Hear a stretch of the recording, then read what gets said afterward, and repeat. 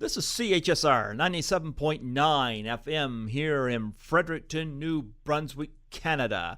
This is Python's Paradise, your film and music show. This is your host, Greg Gilbert, a.k.a. the Python Hyena. And folks, we have a return guest here from my hometown in Fredericton, New Brunswick.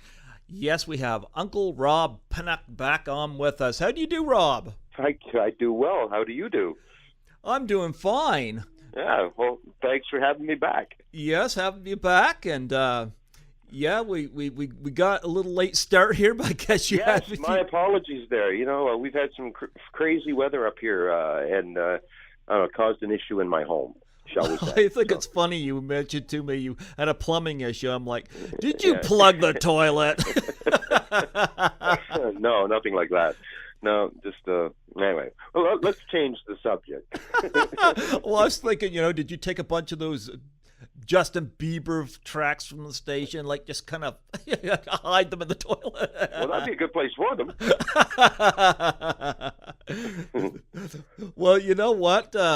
But you want to talk about music, don't you? I do want to talk about music. I know last time we were talking about movies and stuff like that. But this we talked about music too. But this is going to be mostly about music, right?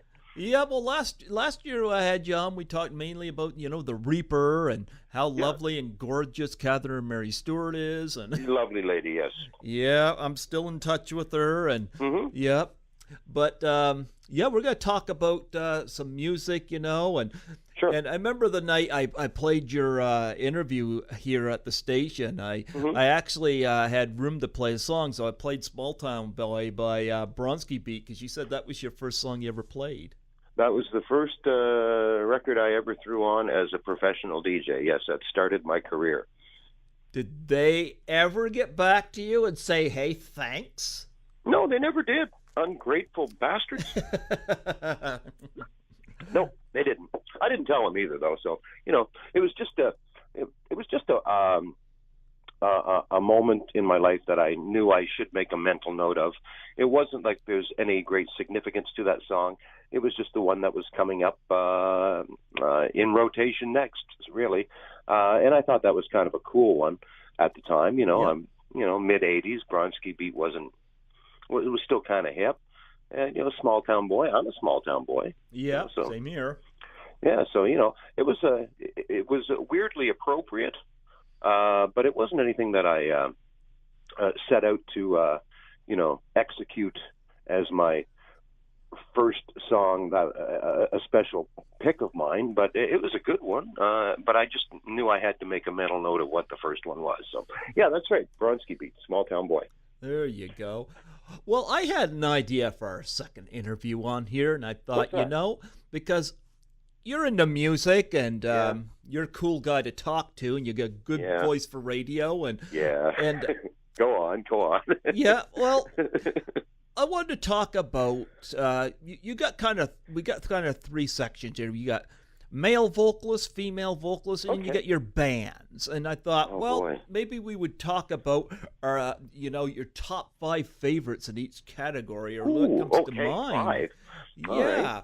So let's talk about the male vocalists, and who and this is from any time period, Yeah. And okay. Favorites. My favorite male vocalist of all time. I'm going to really kind of slide him over to the group category when we talk about them. So I'm going to kind of focus on my favorite solo artists, okay? Sure. Let's see. I'm going to give you 5, probably my top 5. We'll start with males. But these would be in no particular order, okay? Okay, sure. I'm going to say Bruce Springsteen. Okay, let's talk about him for a minute. I'd love to talk about Springsteen, sure. Springsteen's a great choice. Now, what's your favorite Springsteen song? Ooh, man, that's a tough one. I really like Thunder Road. Okay. Which is a track off Born to Run. It's a beautiful song. Born to Run was an important album to him. Yep. It was probably his make or break album because, the first 2 that he did kind of underperformed sales-wise, and probably his career was kind of on the line with this one. And he came through with one of the classic albums of the 70s.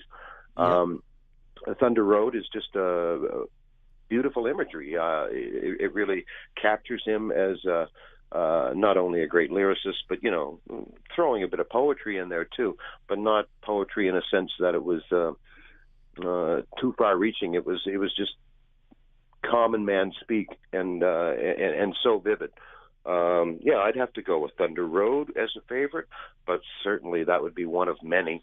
You know what's interesting too, because he's such a regular-looking guy in terms of his image, and he didn't start. I think I like that. Yeah, I like do that. too. And he's so iconic, especially even for a Canadian musician. He's not Canadian. He's American. Oh, he is American. Why did I think he's from Jersey, man? That's his big thing. Holy cow! Why did I think he was Canadian? I don't know. Oh, I'm not wow. Sure. Edit that out. No, I'll keep my flaws in. No big deal, Okay, yeah, sure. But I don't know why I thought he was Canadian. I'm not sure either. No, he's as American as apple pie. I bet you he probably wishes he wasn't right about now. Oh, I think he's quite frustrated with his country by the sounds of things. Oh, especially that latest comment by somebody who will not be named. Oh, boy, did that light up on Facebook yesterday. Yes, it did.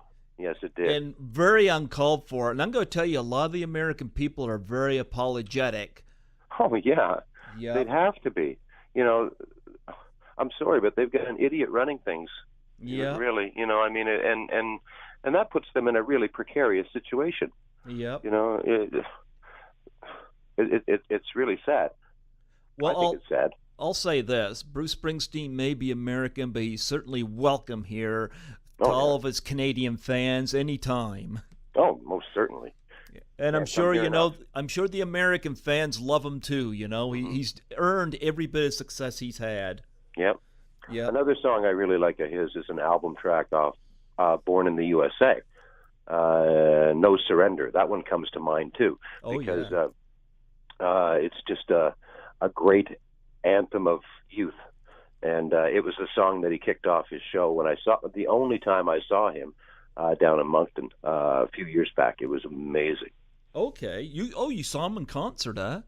Yeah, he played Magnetic Hill here 4 years ago, 5 years ago, maybe longer. I'm not sure. The years kind of run together now. It's funny because I don't get out I just went to Toronto, left New Brunswick for the first time in my bloody life, and went to Toronto to Horrorama. And I'm going to tell you, being invited there by one of my interview guests and hanging out there, I didn't want to come home. No, I know you didn't. I was talking to you shortly afterwards, and you sound like you fell in love with the city and all the stuff it had to offer, and you met a lot of cool people. No, I was really happy for you. I was glad, and Lisa has invited me back too. So yeah, I'm still in touch with her, and really happy to make that friendship. I don't want to get off topic, but it's interesting because I saw that movie in the mid '80s or early to mid '80s, and it's kind of like, wow. I've interviewed 5 people from it, and I've got very close ties there, especially to her, and it's just really cool, Yeah. Yeah. That's really cool. No, definitely. No, I know what this means to you, so I'm really happy for your successes. Yes, and Bruce Springsteen. I guess I don't even have to say he put on an amazing concert, huh? No, it was spiritual. It really was. I don't know. The man really has a way of uplifting a crowd positively. There was a lot of energy coming from the man. It was almost like a religious experience. It really was. Not to sound cliche, but it was pretty cool. Well, who would be your second one you throw on your list randomly for male vocalists? Rick Astley? No. Believe it or not, he didn't make the top 5. I'm going to go with the Maritimer. I'm going to go with Matt Mays. Okay. Now, I'm not familiar with that name. Let's talk about him. Well, you should be. Let's talk about him. He's from Dartmouth, Nova Scotia. Okay.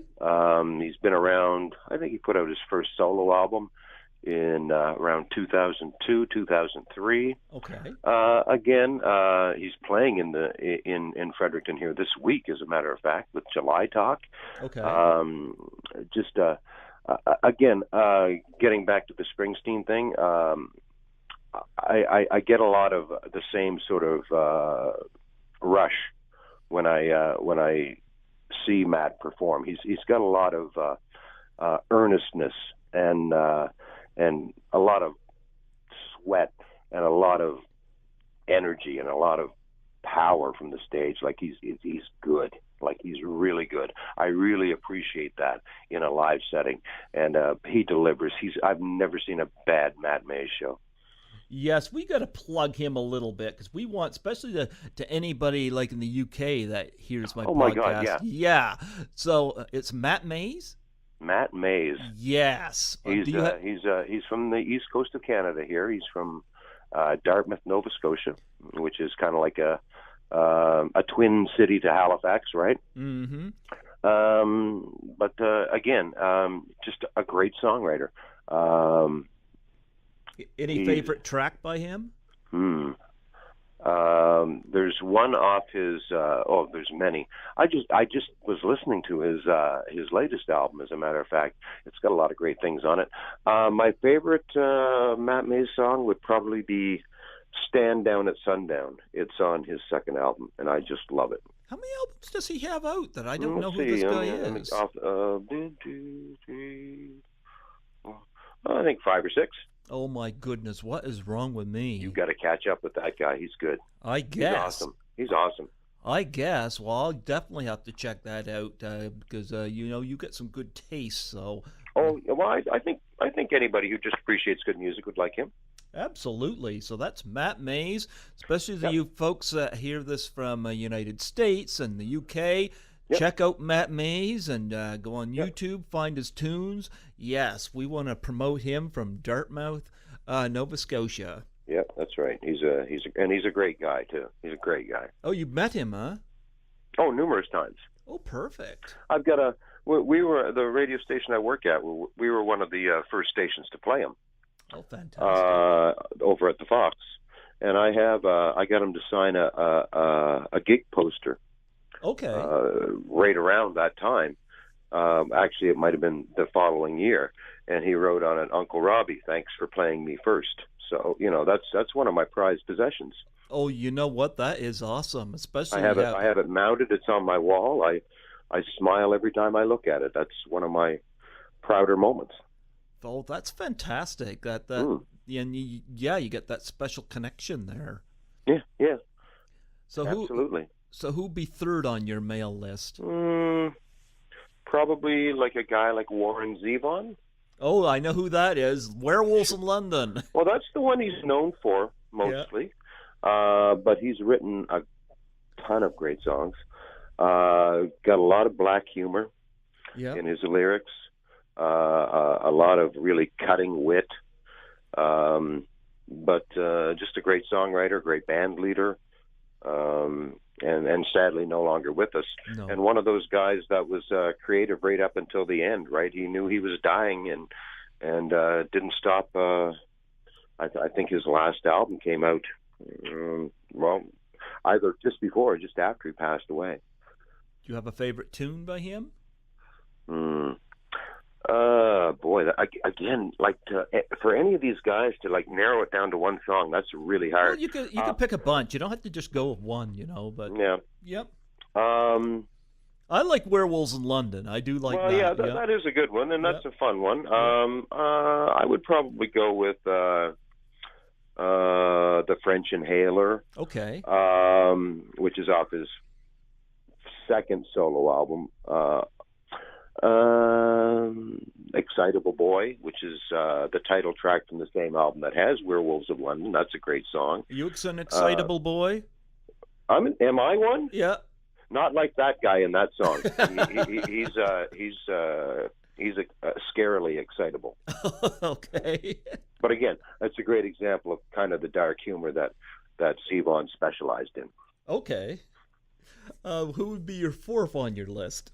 Again, when you say 1 through 4 or 5, Yeah, I whatever, know. I know. I know order. you're random. You know, This guy would actually be closer to number 1.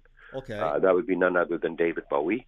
Oh yeah, good choice. I'm a big Bowie fan. Bowie's one of my early faves. I've been listening to him since I was in elementary school. I had older brothers, and I heard a lot of music through them that probably were a little ahead of my years.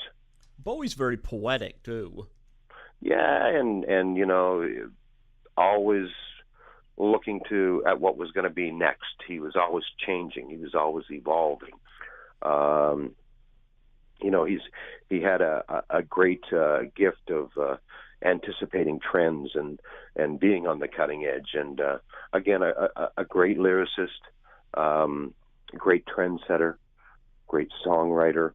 Throughout the 70s, I don't think he made a bad record. Like, they're all superb. Pretty consistent throughout the 70s. You must have been really shocked when he passed, huh? Shocked and saddened. Yeah. I was very saddened. That's tough. Do you have any favorite Bowie songs that come to mind? Yeah, probably something like Life on Mars. Okay. Which is a great song. 5 Years is another great Bowie song. Okay. It's a real dark, apocalyptic kind of number. I don't know, stuff like Diamond. Like, excuse me. Like, he went through so many different phases, right? Yep. He had the glam period. He had, you know, the soul period, the funk period, the Euro kind of period. Heroes is a great song. Yep. Man, I could probably list 30 great Bowie songs. I'm going to tell you one that comes to mind to me too is, and I love the title, "Putting Out Fire with Gasoline." Oh, yeah, that's from Cat People, right? Cat People. You hear it also in "Inglourious Bastards" in a great moment. And I don't remember that, and I I've got to see that movie again. No, I don't. Yeah, when Melanie Laurent is getting all dolled up there. And before she sets the theater on fire. Oh yeah, okay. Yeah. Nice. And if you watch Atomic Blonde, it's used in the opening credits there too. Is it really? Yeah. I didn't realize that had so much movie mileage. That song. Have you seen Atomic Blonde? No, I haven't. Loved it. Did you? Went to it 6 times. I don't get out to as many movies as I should. Well, I did. Last one I really, really, really loved was The Disaster Artist. Okay. Yeah, because Tommy was always my first interview guest, so I went to that 4 times. Didn't quite catch it the 6th, but oh well. But yeah, David Bowie, a great trendsetter, and people remember Labyrinths and stuff like that. Yeah, absolutely, yeah, for sure. Although a man with many facets to his talent. Of course, with Labyrinths, I'm more distracted by Jennifer Connelly, but yeah, I suppose, eh? That's an early role for her too, right? Oh yeah. Yeah, cool. And I know a lot of people that love that movie. Love it. A lot of people do, yeah. Yeah, it's like those who like it a lot, kind of thing. Well, he kind of, you get to see a different side of him in that too, while he also incorporates his music. Yeah. So yeah. Now, what's your 5th random pick for male vocalists? Gonna go with another Canadian. Okay. More of a heritage artist. Okay. Gordon Lightfoot. Oh, I really like the song "Spin, Spin, Spin" by him. Yeah, well, he's written a lot of great ones too. He's kind of like he really was probably the first guy to sing of Canada. Okay. Like long before the Hip did. You know, and a lot of people credit the Hip with that, and it's true. The Tragically Hip did. They were great ambassadors to Canada. But as far as, you know, singing about our land and our people our pastoral settings and what have you. I think Gordon Lightfoot probably should get the first credit for really going there. I agree with you. Mm. Do you have any favorite songs that, by him that stand out? Oh, sure. Race Among the Ruins, Carefree Highway, beautiful song. Sundown might be my favorite. It's just got this dark, skanky kind of feel to it that I really like. I grew up, I remember Spin, Spin, Spin, and I still like listen to that song every now and again. It's got a really nice pace to it, you know. But I agree on Gordon Lightfoot. I'm going to tell you one of my favorite musicians. Speaking of Canada, I always liked Bryan Adams. Yeah, no, I mean Bryan Adams. I don't know. I mean he's great. No question about it. Yeah. I don't know. I think back in the '80s, I just overloaded on him a little bit. That's all. Yep. Well, you know, we gotta get to the female vocalist now, and okay. And we'll rephrase this. Top 5 random. No particular order. No particular order. What's your first one you're gonna throw to us? Chrissie Hynde. Okay. From the Pretenders. Oh wow. Okay. Why? Yeah. Just really like the toughness to her, the edge. I think she really expanded the female role a lot in the '80s as a front person for an otherwise all male band other than her. Okay. Big Chrissie Hynde fan. Liked the attitude, liked the toughness, liked her look, liked everything about her. I think she's really cool. Yeah. Okay. Do you any songs stand out? Again, lots of them. Brass in Pocket, Precious, Talk of the Town, Middle of the Road. Actually, one of my favorite Christmas songs is a Pretender song, 2,000 Miles. That's a beautiful song. Okay. There's lots of them. Chrissie Hynde just was a strong front woman at a time when there really weren't that many. Absolutely. So, that's Chrissie Hynde. What's your second random pick for female vocalists? I got to go with Debbie Harry of Blondie. Great pick. Yep. I don't know. A lot of it was timing. She probably was my first real crush as far as a performer goes. Like, I really thought she was beautiful, and she had this really. She was very New York. She had an iciness to her. She had again her own particular style of attitude, which really worked well for her. The songs were great. Again, a strong front person in front of an all male band. Otherwise, and she was the precursor to Madonna. Yes. I think Madonna took a lot from her as far as fashion,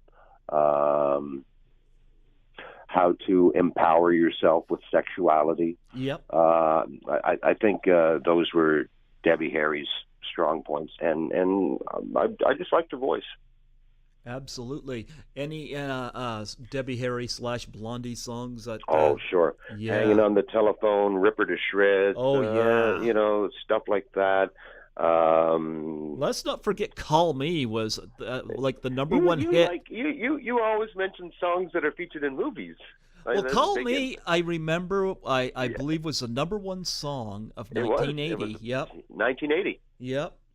Yeah. From American Gigolo. Yes. Yep. Yeah. Speaking of which, Debbie Harry, of course, we must talk about her being in Videodrome, David Cronenberg. That's right. Yeah, that's a cool role, eh? Yeah. It's pretty hot. Oh yeah, but I just remember you got a young James Wood, and he's looking over at her, and she like puts out the cigarette on her chest. Yeah, everybody remembers that scene. Like, don't damage that beautiful skin, you know. yeah, for sure. Yeah. And I think it's funny, of course, he gets up there on the screen. You see her lips coming out of the screen. And what a weird scene, totally Cronenberg, you know? Yeah. Yeah. Yeah. What's your third random pick? Joan Jett's got to make the list. Oh, yes, absolutely. She has to. Again, much like Chrissy Hine, there's a toughness to her that is equal parts, sexy. You know, she's a pioneering songwriter, especially when you consider, her early work with the Runaways. Kind of an exploited all-female group of teenagers back in the 70s. She was part of that. Yep. And she was really the only one that survived that, and had a career beyond that. But that's because she was the talent of the group. Again, a great songwriter. Can't call her a superb guitarist, but she's effective. Can't go wrong with old Joni. You got any favorite tracks that you like of hers? Oh, Bad Reputation, Hate Myself for Loving You. Of course, I love her version of Crimson and Clover. That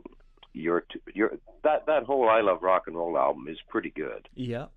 And of course, Little Liar.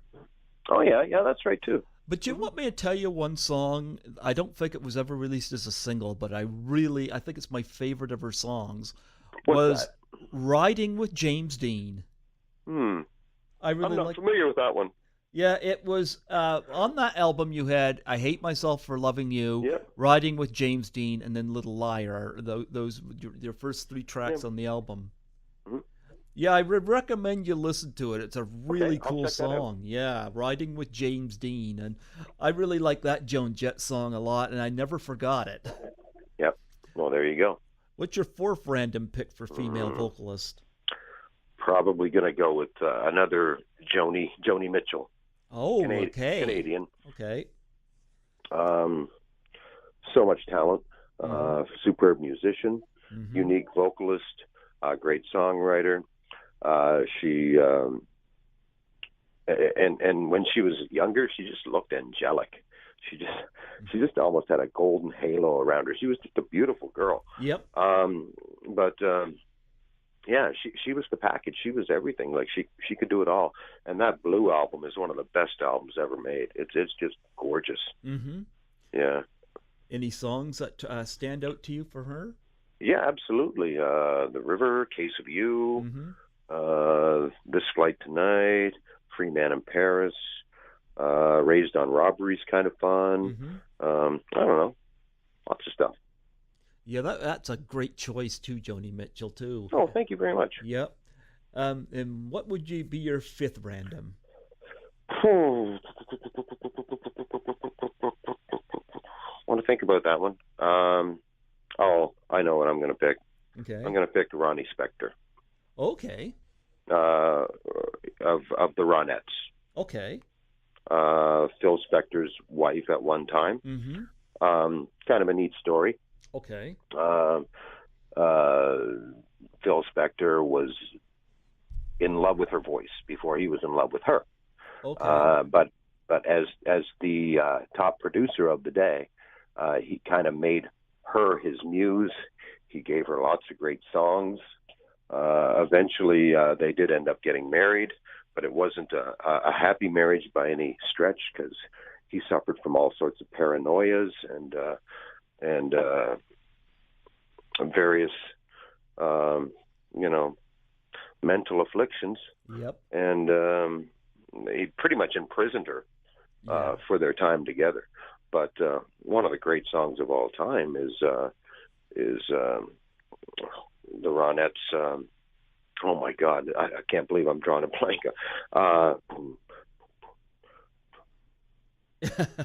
Man, but no, I'm going to go with Ronnie Spector again, just because as a pioneering female vocalist, yeah. You want me to tell you one of my favorite female vocalists, and I can't believe she's not in the Rock and Roll Hall of Fame yet, because she belongs there. Who's that? Is Pat Benatar. Yeah. I love she Pat belongs in there. Yep. Yeah. Love Pat Well, Benatar. She was big in the in the prima donna days too. Mm-hmm. And I'm really hoping to get her on here. I'm in talks about that now, but really, that yeah, would be a big one. I would love to get her. I've always been an admirer of Pat Benatar. And, wow, that would be really cool. well, she was the second video played on MTV. Is that so? Yeah. Yep. First was Video Killed the Radio Star.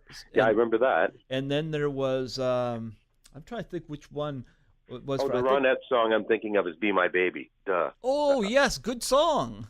Oh, yeah. Yes. Classics. Can't believe I brain farted on that. Yeah. How could I forget the name of that song? Yeah, it was. Anyway. I think it was "Treat Me Right" or the one where she had she always had that gorgeous pixie hairdo and her way her makeup was done, but she wore that black and white stripy shirt, and she just was just a class act, and Pat Benatar is one of the ones I admire most.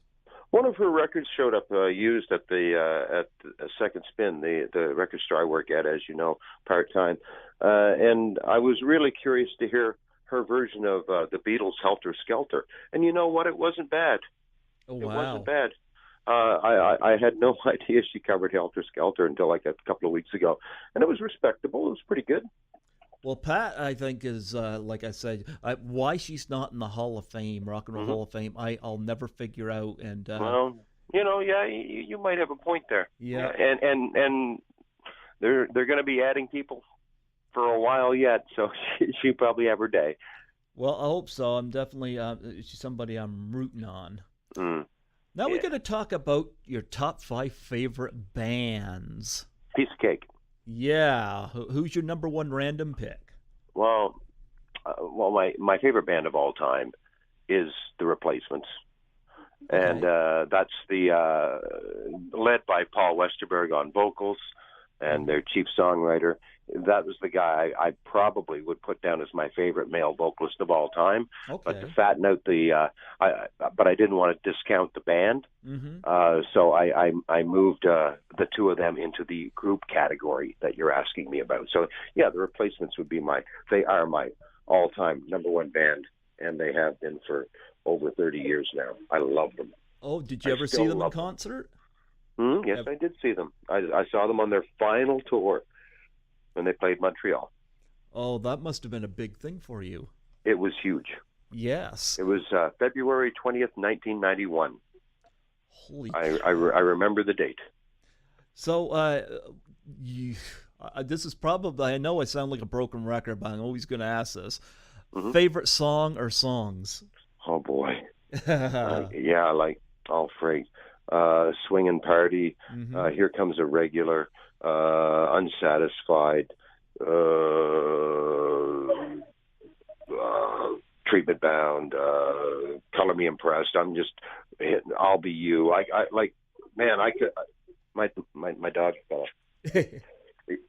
I'm not paying enough attention to him. I'm talking to you two. But no, I mean, yeah, love them. Can't Hardly Wait is a big Replacement song. That was actually featured in a Jennifer Love Hewitt movie of the same name back in the 90s. So maybe you actually have heard that one. You know what? I didn't care much for that movie, though. I like the song is better than the movie. Yeah, probably was. It's one of their great ones. Yep. But I just found Can't Hardly Wait was such a recycle. I don't know why it's popular, but I Can't Hardly Wait is no Fast Times at Ridgemont High. I'll say that. No. And that's kind of maybe sort of what they were shooting for with it, weren't they? Maybe. Yeah. And I don't think it worked at all. No. Well, no. Pretty forgettable movie, but being the movie buff, I thought maybe you might recognize the song from that movie. You know what? I more than likely have heard it before. Mm-hmm. I know I've heard the Pretenders before, but I haven't been focused on them. The Replacements. Yep. Yeah. So, what would be your second random pick band? The Rolling Stones. Rolling Stone. Did you go to Magnetic Hill and see them? Sure did. Yeah, I know that was huge. That was close to, well, it was over 80,000 people. Mm-hmm. And that was the biggest stop, believe it or not. Moncton, New Brunswick was the biggest stop on their North American tour that year. Oh, wow. And I was pretty close to the front. And I'll be honest with you, I thought it was a little freaky, like to look back and see a people. If something bad happened, it would have been bad. So you were able to see Mick Jagger's lips real close. Oh man, like right up there, yeah. Next to kissing them. I remember Weird Al Yankovic told a joke one time. He said that in local news, he said Mick Jagger was driving by in his car. He stuck his head out the window only to be slapped repeatedly across the face by his own lips. Funny. There's so many great Rolling Stones songs, and boy, they've been going since the 60s and still seem to be going. Well, they plan to put out an album of new material this year. Holy cow, fantastic. These are gentlemen well into their 70s now. Yeah. Oh, I know this would be a hard pick for me, but what songs stand out for you? There's just so many. My favorite Stones song is Sway. It's off Exile on Main Street. Mm-hmm. Actually, Exile on Main Street is one of my favorite albums, period. Okay. Shine a Light is another favorite of theirs off that album. Mm-hmm. I like Jigsaw Puzzle. I like Tumbling Dice. I like a lot of songs that weren't actually hits, more like album tracks. You're kind of like me on that, too. Yeah. You know? Well, I do like to dig a little deeper into the records. Same here. So, yeah. Same here. Yeah, that, man. I appreciate the fact you bring up tracks like that, too, because it's always nice to expose these songs to... Mm-hmm.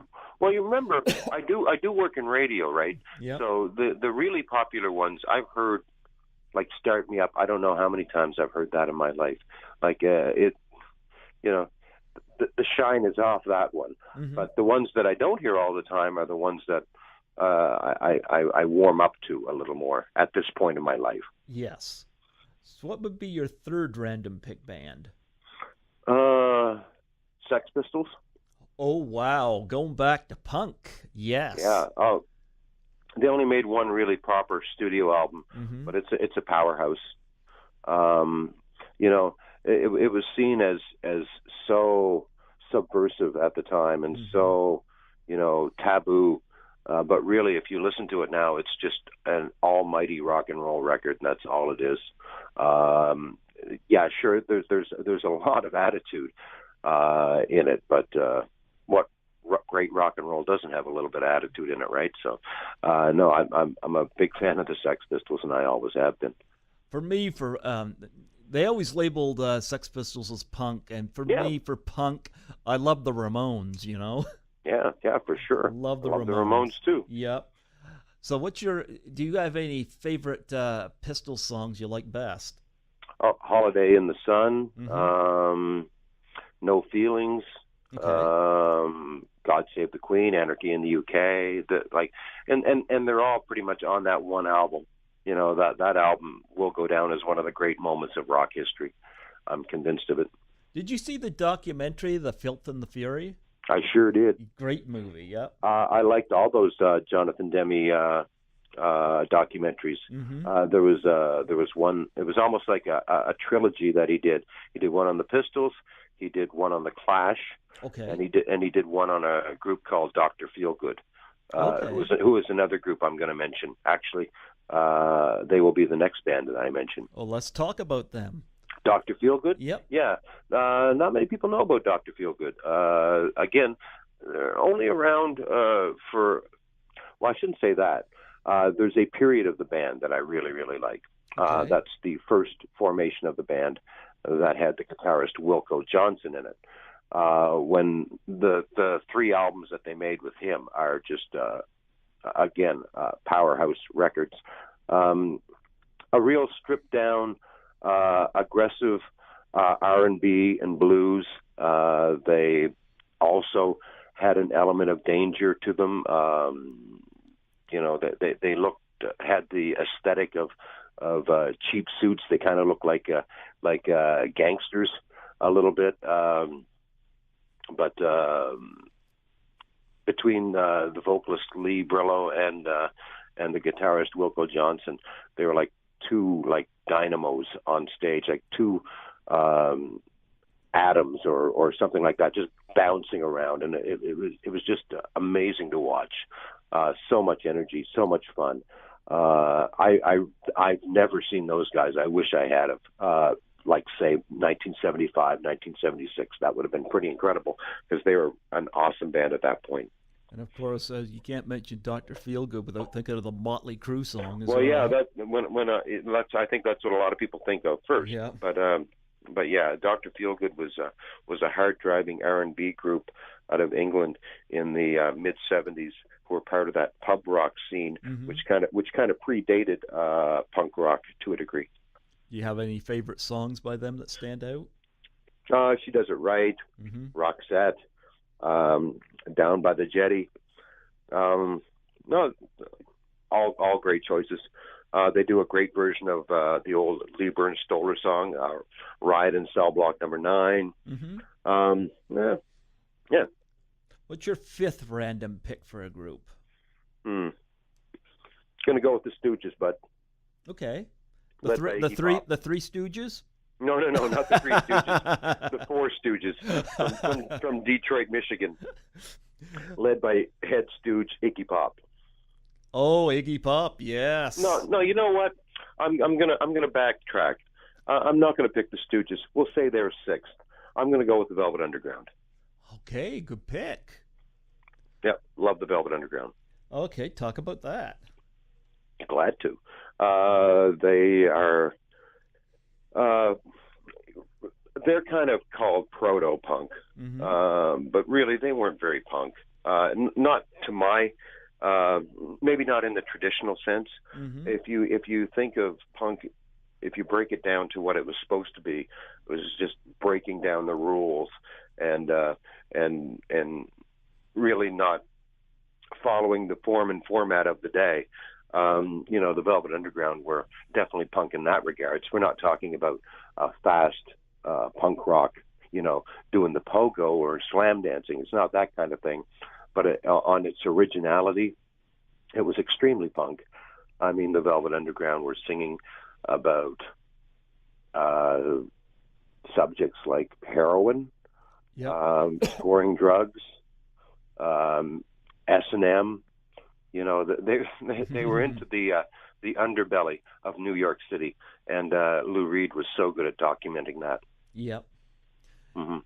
Any songs standing out? Waiting for the Man. Mm-hmm. I'll Be Your Mirror, which is a beautiful ballad mm-hmm. by the band. They were capable of that.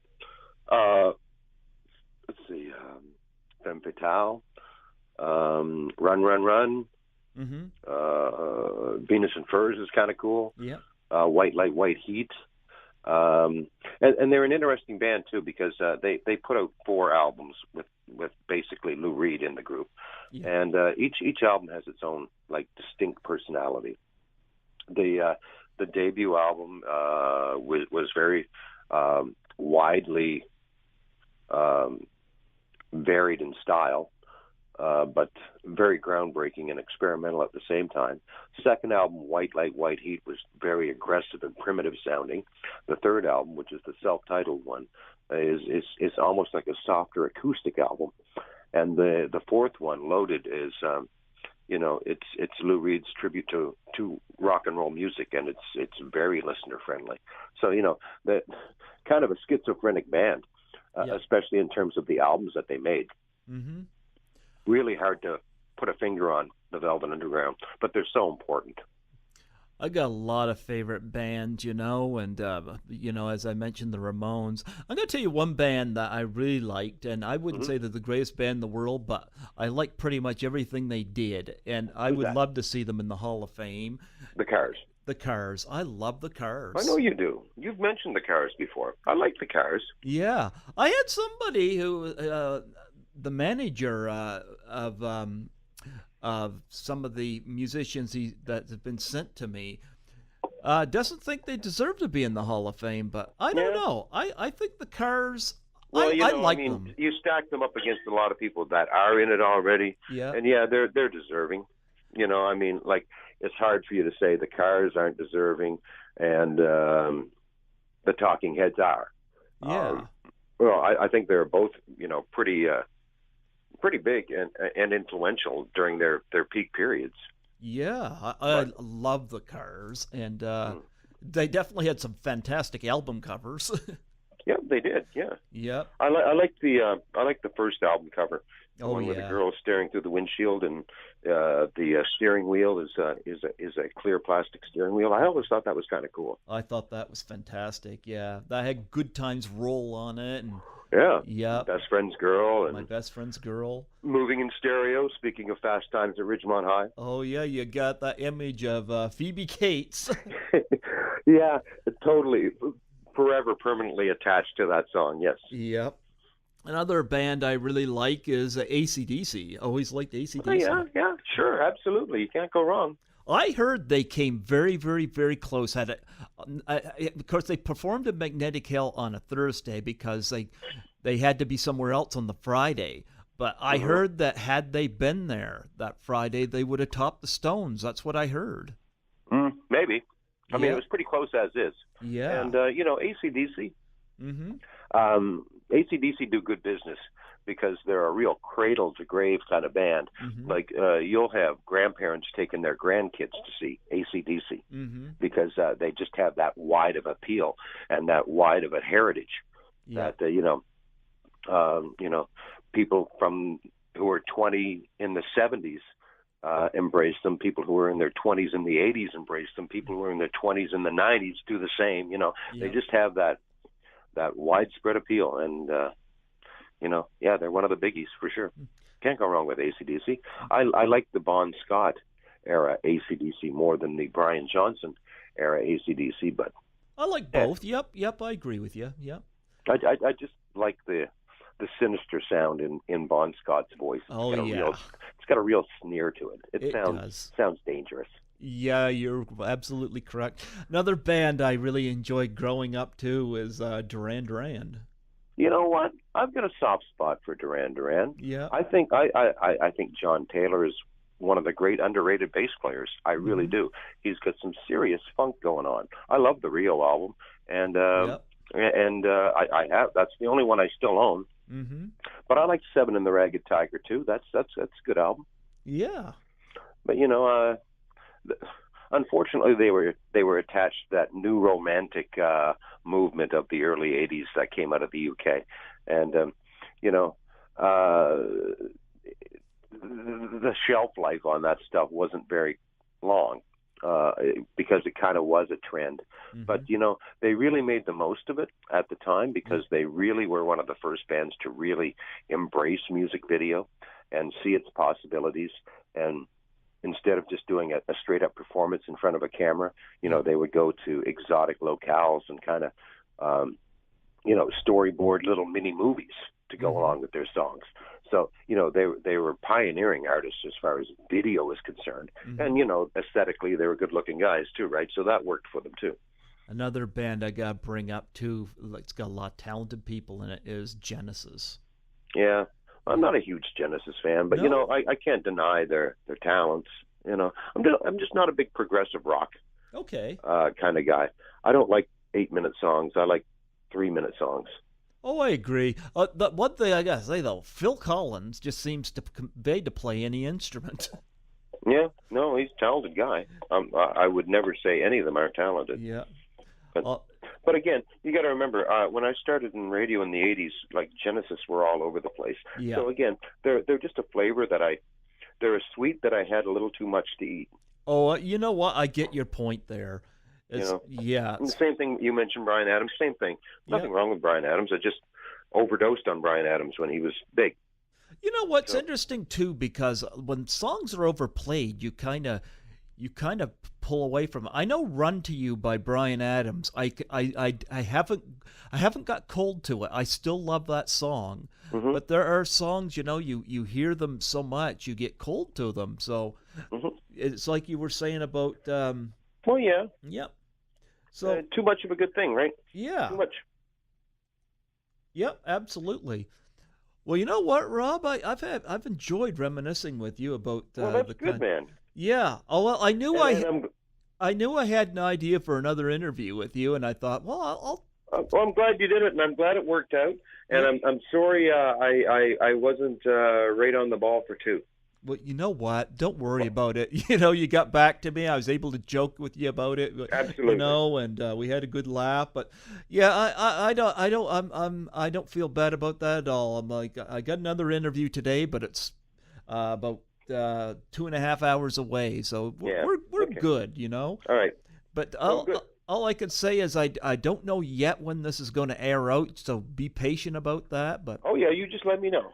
Yep, I've got so many that's going to air ahead of you, but hey, your first one's up on YouTube, and eventually this one will too. Well, good, man. You just keep me posted. Yep. Now, before you go, need a plug. Oh, I need a plug? Oh, you want me to do a liner? Sure. Sure. Hey, this is Uncle Rob, and you're listening to Python's Paradise with my good buddy Greg. Absolutely. Well, Rob, you have yourself a fantastic day. Hope you get things straightened out at the household there. And yeah, thank you very much. Maybe your dog will help you out. Maybe. Take care, Greg. You take care, too. You have yourself a great day. Bye-bye. Yeah, bye.